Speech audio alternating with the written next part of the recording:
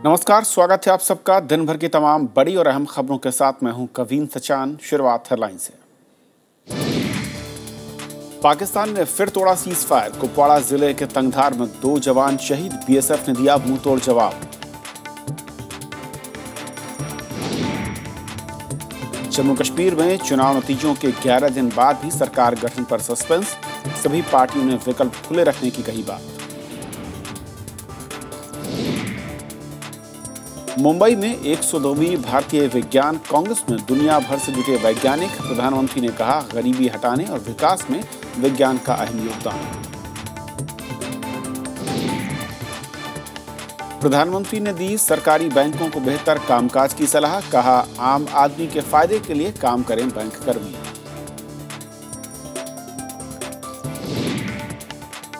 दिल्ली में बसेगी देश की पहली स्मार्ट सिटी। डीडीए एक्ट में किया जाएगा बदलाव। 2016 तक 40,000 लोगों को मिलेगा आशियाना।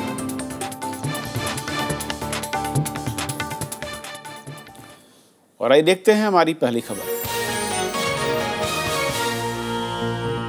भारत की चेतावनी के बावजूद सीमा पर पाकिस्तानी फौज की तरफ से फायरिंग जारी है। कुपवाड़ा जिले के तंगधार सेक्टर में चौकी पर किए गए हमले में 2 जवान शहीद हो गए। सांबा और कठुआ जिले में भी फायरिंग जारी है, जिसमें एक महिला की मौत हो गई और 8 लोग घायल हुए हैं। सुरक्षा बलों ने इस बेवजह फायरिंग का मुंहतोड़ जवाब भी दिया है। इस साल की शुरुआत से ही सीमा पार से गोलाबारी का सिलसिला जारी है। जम्मू कश्मीर के सांबा और कठुआ जिलों में आम लोगों के साथ बीएसएफ चौकियों को निशाना बनाकर मोर्टारों से बार बार हमले किए जा रहे हैं। स्थानीय लोगों को जान माल का नुकसान हुआ है, इसलिए सीमा से हटाकर उन्हें सुरक्षित स्थानों पर भेजा जा रहा है। पूरी रात को फायरिंग होती रही। कल से फायरिंग चल रही है। कल दिन से फायरिंग चल रही है। कल दिन को भी फायर हुआ, रात को भी बहुत फायर हुआ। बहुत नुकसान हुआ हमारा गांव का, गलाड़ का। हमारे 1 कैजुअल्टी हो गई है और 3 सीरियसली इंजर्ड हुए हैं और जो इंजर्ड हैं उनका इलाज किया जा रहा है।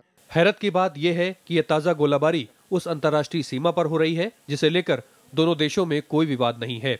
केंद्रीय गृह मंत्री राजनाथ सिंह ने कहा है कि पाकिस्तान की यह हरकत बेवजह है, जबकि बीएसएफ ने पाकिस्तानी फायरिंग को आतंकवादियों की घुसपैठ कराने की कोशिश बताया है। लेकिन यह बात हमारी समझ के परे है कि बार बार इसके बावजूद, जबकि हम अपना हाथ आगे बढ़ा रहे हैं पाकिस्तान से दोस्ती के लिए, क्यों सीज फायर का वायलेशन पाकिस्तान के द्वारा किया जाता है। न्यूट्रलाइजेशन ज्यादा हुआ, इसी कारण से टेररिस्ट इंसिडेंट्स कम रहे। तो अभी आगे जहां तक हमारा सवाल है, हमने कोशिश करना है कि माहौल को पहले की तरह उसी तरह सिक्योर रखें और टेररिस्ट इनिशिएटेड इंसिडेंट्स कम से कम। पाकिस्तान ने ये हरकतें तब की हैं जब 31 दिसंबर की रात पोरबंदर के पास अरब सागर में विस्फोटकों से लदी पाकिस्तानी नौका घुस आई थी। कोस्ट गार्ड की ओर से पीछा किए जाने के बाद नौका सवार लोगों ने इसे विस्फोट करके उड़ा दिया। इसके बाद समुद्री सीमा में भी चौकसी बढ़ा दी गई है। पाकिस्तान ने हालांकि इसमें अपना कोई हाथ होने से फिलहाल इनकार किया है। एक तरफ पाकिस्तान जहां भारत के साथ बातचीत के लिए राजनयिक दबाव बना रहा है, वहीं इस तरह की घटनाओं से उसकी संभावना और दूर होती जा रही है। आशंका इस बात की है कि तनाव कहीं ज़्यादा न बढ़ जाए और इस स्थिति से बचने के लिए पाकिस्तान की सेना को अपने यहाँ छिपे आतंकवादियों के खिलाफ कार्रवाई करनी चाहिए। राजसभा टेलीविजन के लिए कैमरा पर्सन सिद्धार्थ के साथ दिल्ली से अखिलेश सुमन। पोरबंदर के पास पाकिस्तान की नौका देखने के मसले पर कांग्रेस का कहना है कि सरकार को इस पूरे मामले पर सफाई देनी चाहिए और तथ्य सामने रखने चाहिए। कांग्रेस प्रवक्ता अजय कुमार ने कहा कि सरकार को बताना चाहिए कि जो पाकिस्तानी नाव दिखी थी उसका आतंकवाद से कोई संबंध था भी या नहीं। अगर आप पढ़ेंगे और अगर उसका रिपोर्ट अगर आप पढ़ लेंगे तो कहीं पर भी किसी चीज़ की रिकवरी नहीं हुई है। और एक छोटा सा नाव था, क्या नाव था, वो इंटेलिजेंस रिपोर्ट भी कोस्ट गार्ड के माध्यम से हुआ। हर जगह रिपोर्ट आ रही कि ना तो इंटेलिजेंस ब्यूरो को मालूम था, ना तो नेवी को मालूम था। तो स्पष्ट तो इससे साफ दिखाई देता है कि सरकार जो जल्दबाजी में क्रेडिट लेने के लिए उन्होंने प्रेस को और प्रेस के माध्यम प्रेस को ये इंफॉर्मेशन दे दिया था कि एक बहुत बड़ा आतंकी हमला को उन्होंने रोका है। तो पाकिस्तान की ओर से जो ताज़ा फायरिंग हो रही है और सीज फायर का उल्लंघन चल रहा है और उससे पहले 31 दिसंबर की रात पोरबंदर बंदरगाह के पास जिस तरीके की घटना हुई, इन तमाम बातों पर बातचीत करेंगे। हमारे साथ मौजूद हैं retired lieutenant general Shankar Prasad साहब। शंकर साहब, स्वागत है आपका।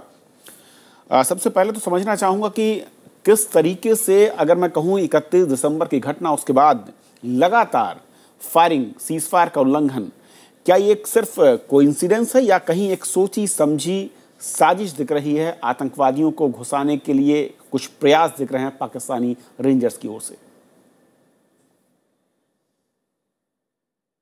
देखिए, कोई ऐसी कोइंसिडेंस की बात नहीं हो सकती। ये बड़ी जानी पहचानी पाकिस्तान की इस समय स्ट्रैटेजी है। इसमें 3-4 पॉइंट हमें समझने चाहिए। पहला तो पाकिस्तान की अंदरूनी हालत। पाकिस्तान की अंदरूनी हालत इस समय इतनी ख़राब हो चुकी है कि एक तरफ उनके प्रधानमंत्री कुछ कहते हैं जो कि पॉलिटिकली एस्टैब्लिश्ड लीडर हैं उनकी डेमोक्रेसी के, और दूसरी तरफ उनके आर्मी चीफ और आईएसआई अपनी सरकार चलाना चाहती है। हालांकि वो आगे फ्रंट में रखती है डेमोक्रेसी को, नवाज शरीफ की सरकार को। एक तरफ तो नवाज शरीफ साहब कहते हैं कि there is no good terrorist, no bad terrorist, no good Taliban, no bad Taliban. दूसरी तरफ जो हमारी तरफ से बैड तालिबान है उनको पाकिस्तान की आईएसआई और पाकिस्तान की आर्मी बढ़ोतरी देती है, और जो उनके गुड तालिबान है वो हमारी तरफ आते हैं, और जो बैड तालिबान है वो नॉर्थ वेस्ट फ्रंटियर में उनके साथ फाटा में लड़ रहे हैं। तो ये पाकिस्तान के अंदर बड़ी भारी, सबसे बड़ी तो ये डाइकोटमी है। दूसरी बात, आर्मी को अपनी सुप्रीमेसी बनाने के लिए, पर्टिकुलरली भारत के बरखिलाफ फॉरेन पॉलिसी के लिए, उनके आर्मी चीफ कहते हैं कि भारत के बरखिलाफ फॉरेन पॉलिसी हम बताएंगे। ये आज तक किसी देश में ऐसा नहीं हो सकता। किसी डेमोक्रेसी में आज तक वर्ल्ड में कहीं ऐसा नहीं है कि आर्मी अपनी पॉइंट्स दे रही है और सिविल गवर्नमेंट अपने पॉइंट दे रही है। आपको ये भी बताना जरूरी है इस समय कि केवल पाकिस्तान एक डेमोक्रेसी है इस वर्ल्ड के अंदर। अमेरिका, यूके, भारत, जितनी भी आप डेमोक्रेसी ले लें, कहीं ऐसा नहीं है कि जो इंटेलिजेंस एजेंसीज होती हैं, जैसे हमारे यहाँ आईबी है, रॉ है, और कई एक इंटेलिजेंस है, वो सिविल गवर्नमेंट के नीचे काम करती है। पाकिस्तान एक केवल डेमोक्रेसी है वर्ल्ड के अंदर जिसकी उसकी इंटेलिजेंस ऑर्गेनाइजेशन आर्मी के नीचे काम करती है। तो वो सरकार चलाने में नवाज शरीफ साहब को, डेमोक्रेटिक इलेक्टेड प्रधानमंत्री को, बड़ी कठिनाई आती है इसमें। दूसरी बात, जो न्यूक्लियर आर्सेनल है वो वर्ल्ड में किसी डेमोक्रेसी में आर्मी के नीचे नहीं होता। सब जगह, भारत में भी अगर न्यूक्लियर पावर है तो हमारे प्रधानमंत्री के नीचे, वो आर्मी चीफ के नीचे नहीं है। ना अमेरिका में, ना ब्रिटेन में, ना कहीं और डेमोक्रेसी में। पाकिस्तान में आर्सेनल, जो न्यूक्लियर आर्सेनल है, वो पाकिस्तान के आर्मी चीफ के। एक तो बात ये रही। दूसरी बात, इस समय ये क्यों हो रहा है, ये समय बड़ा जरूरी है देखने के लिए। देखिए, आपने देखा होगा जब भी कभी भारत में कोई अमेरिकन प्रेसिडेंट आता है या कोई बड़ा व्यक्ति आने वाला होता है, उस समय लाइन ऑफ कंट्रोल पे पहले होता था, अब इंटरनेशनल बॉर्डर पे भी होने लगा, कोई ना कोई वारदात करना, कोई ना कोई हाई प्रोफाइल इंसिडेंट करना। हमारे यहाँ कोई भी सीनियर विजिटर आने के टाइम पर, अभी प्रेसिडेंट ओबामा साहब आ रहे हैं, इसलिए पाकिस्तान की एक कोशिश है कि कुछ ना कुछ तरीके से कुछ ना कुछ बड़ा इंसिडेंट कर दें। अब उसको करने के लिए उनके पास दो विकल्प हैं। पहला कि लाइन ऑफ कंट्रोल के जरिए इन्फिल्ट्रेशन करा के कुछ कश्मीर में करें, और क्योंकि कश्मीर में इतना वेदर खराब है, ठंड बहुत हो गई है, पहाड़ी इलाके रजौरी से नॉर्थ में पूरी वैली तक सब बर्फ गिरी हुई है, आपने देखा डल लेक तक फ्रीज हो गई है, तो वहां पे पहाड़ियों के ऊपर से इन्फिल्ट्रेशन करना बहुत कठिन हो चुका है। जी, पहली बात। दूसरी बात, आर्मी बड़ी सतर्क है, वहां 3 टियर में हमारी डिप्लॉयमेंट हो रखी है। कैसे इस बार नए मोर्चे पर, दूसरा इंटरनेशनल बॉर्डर को एक्टिव किया जाए। नहीं, इंटरनेशनल बॉर्डर को एक्टिव, आपने देखा होगा, जरा आप ध्यान से सोचे, पिछले बहुत सालों से इंटरनेशनल बॉर्डर पे फायरिंग नहीं होती थी, बिल्कुल शांत था। फायरिंग होती थी तो लाइन ऑफ कंट्रोल पे होती थी, जहां पे सीज जी, और इंटरनेशनल बॉर्डर शांत था क्योंकि बॉर्डर पिलर 1 से लेके नीचे साउथ में आने के समय इंटरनेशनल बॉर्डर है, वो उसमें कोई किसी की लड़ाई की बात ही नहीं है, वहां तार लगा हुआ है, बॉर्डर पिलर लगे हुए। लेकिन क्योंकि इन्फिल्ट्रेशन वहां से नहीं हो पा रही है तो वो इस वक्त डेस्परेट है, प्लेन्स ऑफ जम्मू के इलाके में इन्फिल्ट्रेशन करना चाहते हैं। ये सब चैनल्स बता रहे हैं, ये सब इंटेलिजेंस एजेंसी बता रही हैं। अब तीसरी बात ये रही कि साहब ये बोट का क्या चक्कर था।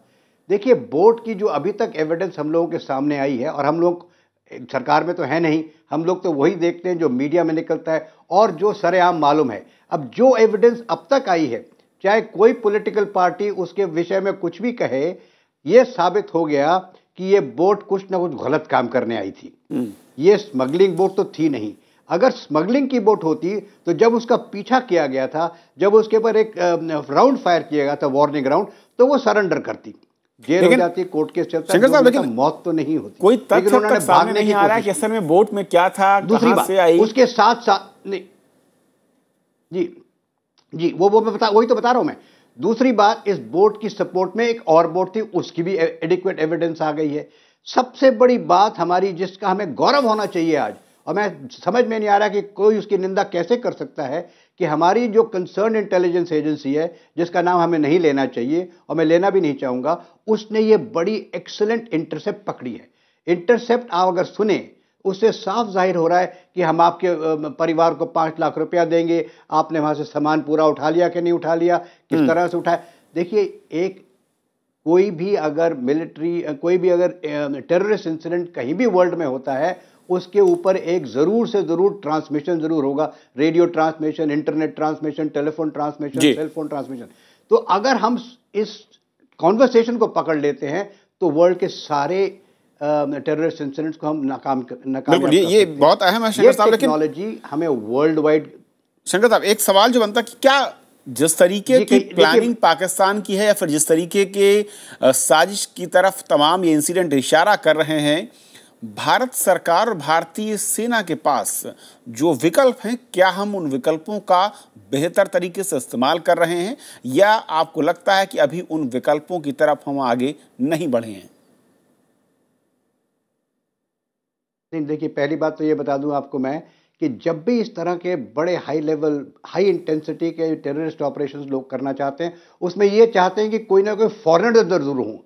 अब ये गुजरात में आपको मालूम है जो इस वक्त एक्टिविटी हो रही है, वहाँ बहुत फॉरेनर्स आए हुए हैं, NRIs आए हुए हैं। तो ये शायद बोर्ड का, मैं ये गारंटी से नहीं कह सकता कि गुजरात में ही जाना चाहती थी वो, लेकिन लगता है कि शायद उस तरफ जा रही होगी। बहरहाल, आपने सवाल कुछ और पूछा। आपने ये पूछा कि क्या भारत सेना और भारत सेनाओं के पास कुछ और भी ऑप्शंस हैं। भारत सेना के पास बहुत ऑप्शंस हैं। हम ये कहते हैं कि साहब, लड़ाई is not a good option, war is not a good option. Bharat सेना भी यही चाहती है कि लड़ाई ना हो। लड़ाई होने से जो हमारे देश का मेन एजेंडा है, development, education, health care, job creation, वो डीरेल हो जाएगा कुछ हद तक।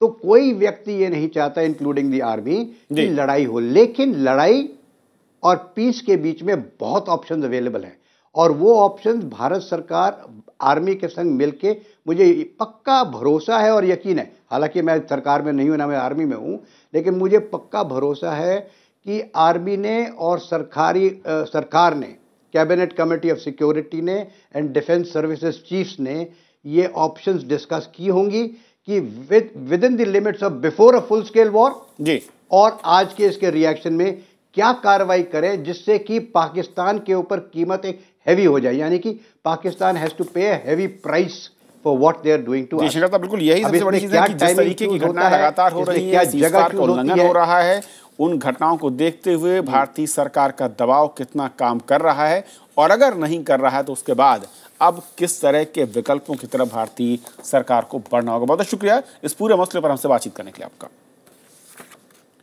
और तो ये थी हमारी आज की पहली खबर। छोटा सा ब्रेक, और ब्रेक के उस पार दिन भर की तमाम दूसरी बड़ी खबर।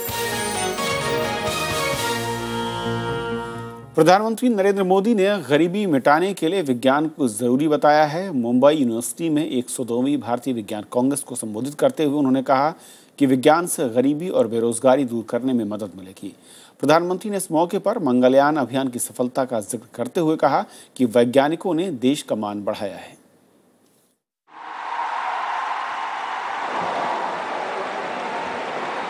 मुंबई में देश के बड़े वैज्ञानिकों के अलावा दुनिया के कई मशहूर वैज्ञानिक भी विकास में विज्ञान के योगदान पर चर्चा के लिए जुटे हैं। इस मौके पर प्रधानमंत्री ने मंगलयान अभियान की तारीफ की। उन्होंने नोबेल पुरस्कार पाने वाले वैज्ञानिकों को सम्मानित करते हुए कहा कि हमारा विकास सीधे विज्ञान से जुड़ा है और विज्ञान की कोई सीमा नहीं होती। उन्होंने शोध पर जोर दिया और कहा कि इसके लिए फंड की कोई कमी नहीं होने दी जाएगी। प्रधानमंत्री ने उद्योग जगत से विज्ञान और तकनीक के क्षेत्र में निवेश की भी अपील की। Science and technology has helped reduce poverty and advance prosperity, fight hunger and improve nutrition, conquer disease, improve health and give a child a better chance to survive.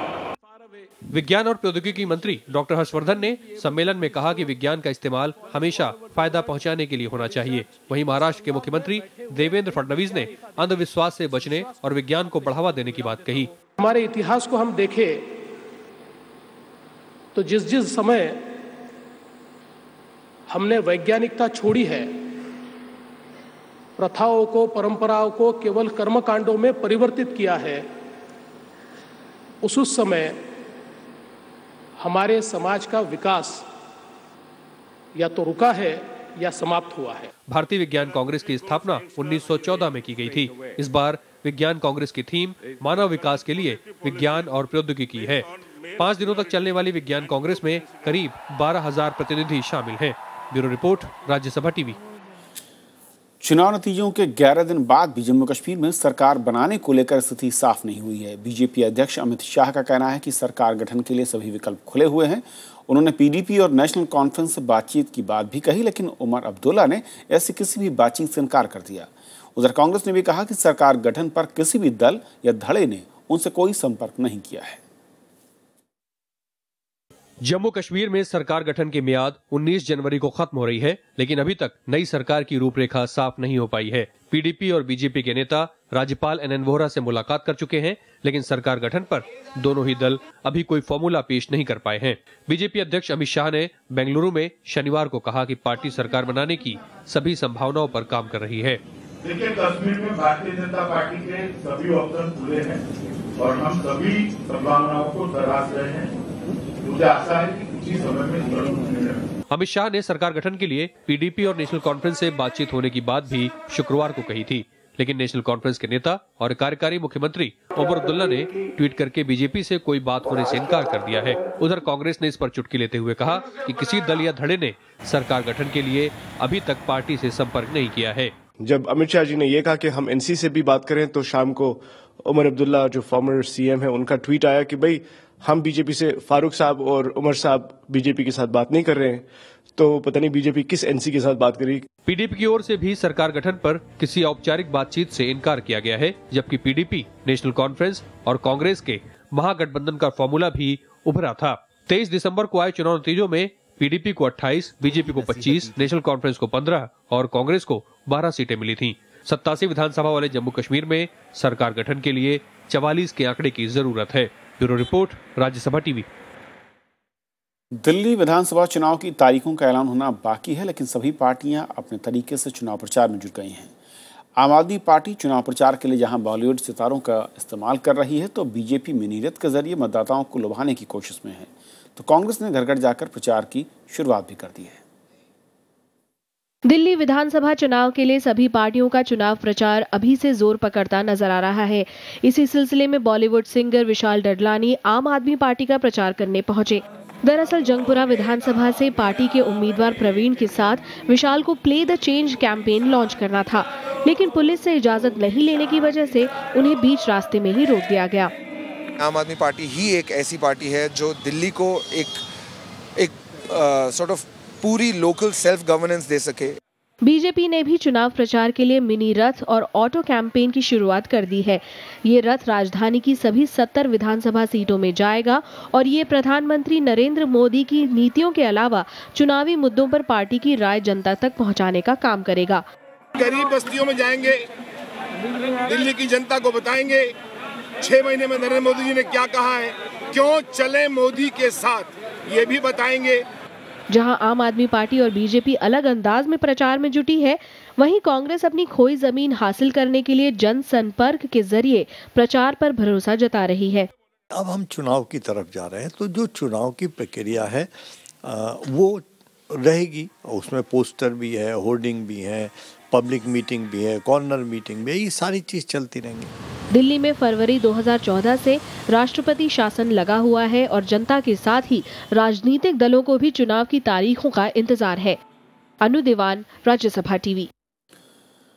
देश की पहली स्मार्ट सिटी राजधानी दिल्ली में बनेगी। द्वारका, रोहिणी और नरेला को मिलाकर 20 से 24 हेक्टेयर क्षेत्र में आधुनिक सुविधाओं से लैस ये स्मार्ट सिटी विकसित की जाएगी।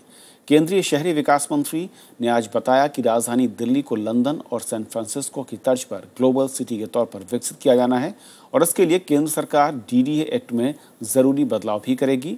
वहीं डीडीए अब अगले साल दिसंबर में 40,000 फ्लैटों की हाउसिंग स्कीम लाने की तैयारी में है। We are also having plans to have cooperation with Barcelona, take their technology and develop certain areas of Delhi into a new smart city. And also the government proposes to revisit the Delhi Development Act. For that, I am appointing a committee to revisit the Delhi Development Act. प्रधानमंत्री नरेंद्र मोदी ने बैंकों को सुस्त रफ्तार छोड़कर आम आदमी के हितों के लिए सकारात्मक भूमिका निभाने को कहा है। उन्होंने बैंकों को पेशेवर तरीके से काम करने को कहा। वहीं केंद्रीय वित्त मंत्री अरुण जेटली ने बैंकिंग क्षेत्र में सुधारों की जरूरत बताई। पुणे में 2 दिन के बैंकिंग रिट्रीट में उन्होंने कहा कि सार्वजनिक क्षेत्र के बैंकों को और ज़्यादा स्वायत्तता दी जाएगी, जिससे व्यवसाय को तेजी से बढ़ाया जा सके। शुक्रवार को शुरू हुई इस रिट्रीट में वित्त मंत्री बैंकों की समस्याओं से भी रूबरू हुए। There are unacceptable levels of NPAs in some cases, and the banks have to be given a sufficient amount of leeway and play of joints to deal with commercial issues with a commercial mindset. Burdwan धमाका मामले में असम से गिरफ्तार 3 आरोपियों को 9 जनवरी तक NIA की हिरासत में भेज दिया गया है। अदालत ने इसी मामले में गिरफ्तार 8 दूसरे आरोपियों को 16 जनवरी तक न्यायिक हिरासत में भेजने का आदेश दिया है। कोर्ट ने एनआईए को जेल में पहले से कैद जाहिद हुसैन से बर्दवान धमाके के बारे में पूछताछ की मंजूरी भी दे दी है। हाल ही में कोलकाता एसटीएफ ने जाहिद हुसैन को 1.5 लाख के जाली नोट और विस्फोटक के साथ गिरफ्तार किया था। छत्तीसगढ़ के नक्सल पीड़ित सुकमा जिले में प्रेशर बम की चपेट में आने से सीआरपीएफ की कोबरा यूनिट के 2 जवान जख्मी हो गए। सुकमा जिले के अतिरिक्त पुलिस अधीक्षक संतोष सिंह ने बताया है कि सशस्त्र बल के जवान आज चिंता गुफा थाने से कुछ दूरी पर जंगल के करीब गश्त लगा रहे थे और तभी एक जवान का पैर प्रेशर बम के ऊपर चला गया और धमाका हो गया। बेहतर इलाज के लिए जवानों को रायपुर लाया गया है। ये अभी एक आईडी ब्लास्ट सुबह आज हुआ है चिंता गुफा सुकमा के पास, जिसमें 2 जवान घायल हो गए हैं। एक मिस्टर रेड्डी हैं और एक तिलक हैं। ऐसा लग रहा है कि अभी ऐसा कोई जान का खतरा तो एट द मोमेंट नहीं। बैडमिंटन खिलाड़ी साइना नेहवाल ने पद्म भूषण पुरस्कार के लिए अपना आवेदन रद्द करने पर नाराजगी जाहिर की है। ओलंपिक कांस्य पदक विजेता साइना पर गृह मंत्रालय ने 2 बार के ओलंपिक पदक विजेता और कुश्ती खिलाड़ी सुशील कुमार को तरजीह दी है। साइना को 2010 में पद्मश्री मिल चुका है। उधर खेल मंत्री सर्बानंद सोनोवाल ने कहा कि ये पुरस्कार उनका मंत्रालय नहीं देता और खेल मंत्री के मुताबिक उनके मंत्रालय की जिम्मेदारी ये तय करना है कि खिलाड़ियों को कोई परेशानी ना हो। My name was not recommended to the Home Ministry. In fact, the Badminton Association of India felt that I was deserving this year and they applied for my application to the Sports Ministry. I have to say that I want everyone to play for the country as per their merits, and my ministry will extend all possible support. केंद्र सरकार का कहना है कि पूर्वोत्तर राज्यों में अलग टाइम जोन बनाने का फिलहाल कोई इरादा नहीं है। पूर्वोत्तर राज्यों में सूरज के देश के दूसरे हिस्सों के मुकाबले 1.5 घंटा पहले निकलने की वजह से ऐसी मांग उठती रही है, लेकिन टाइम जोन बदलने से कई दूसरी समस्याएं भी खड़ी हो सकती हैं।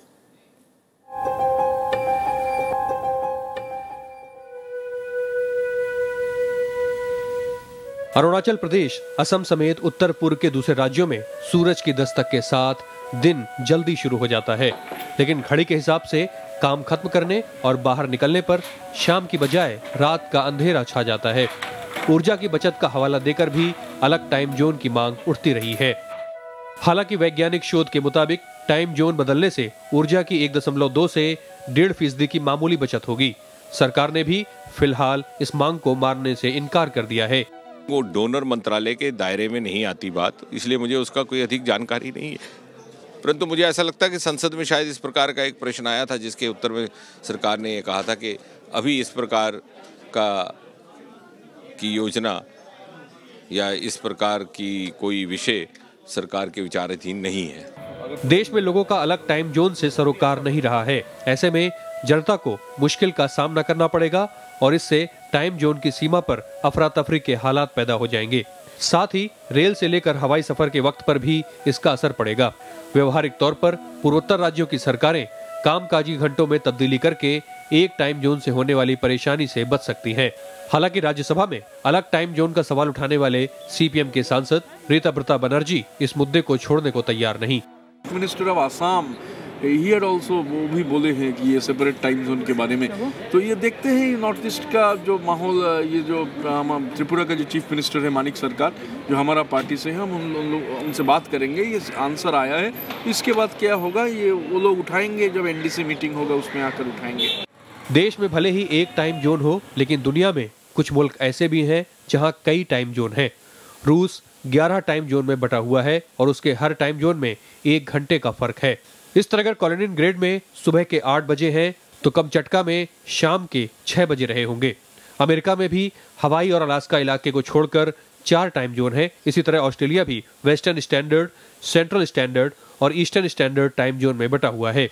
लेकिन भारत की तरह चीन में भी एक ही टाइम जोन है। नवविक्रम सिंह, राज्यसभा टीवी।